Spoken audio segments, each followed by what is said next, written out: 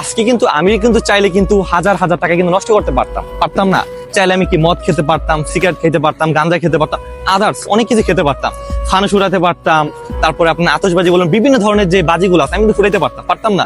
আমি চাইলে কয়েক মিনিটে কিন্তু আমি কিন্তু কয়েক হাজার টাকা নষ্ট করতে পারতাম। হ্যাঁ, আমিও পারতাম, আপনিও পারতেন, সবাই পারতো। এবং কি অনেকে করতেছে ওইটা। আসলে এই টাকা আমরা যে এত কোটি কোটি, আপনি মনে করেন আপনি 100 টাকা, 200 টাকা, 300 টাকা নষ্ট করতেছেন, আপনি চিন্তা করেন আজকে কত হাজার হাজার ছেলে মেয়েরা আজকে কত কোটি কোটি টাকা নষ্ট করতেছে। কিন্তু আজকের এই 31st নাইটে যে উদযাপন আনন্দটা, আসলে আমি একা না, আজকে যারা রাস্তায় যারা বস্ত্রহীন, ঠিক আছে, যারা শীতার্ত মানুষ, তাদের সাথে আমি শেয়ার করবো। আজকে একসাথে আজকে আমরা এনজয় করব। আমি চাই সবার আজকের এই 2025 সালের শুরুটা একটা ভালো কাজ দিয়ে হোক। এটা কি 2025 উপলক্ষে আর কি আমার পক্ষ থেকে একটা উপহার। আচ্ছা, বুঝছেন? ধন্যবাদ আপনারে।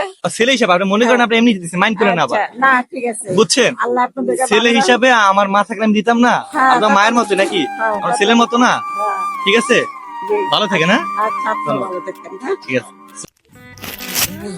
ওয়ালাইকুম কাকা।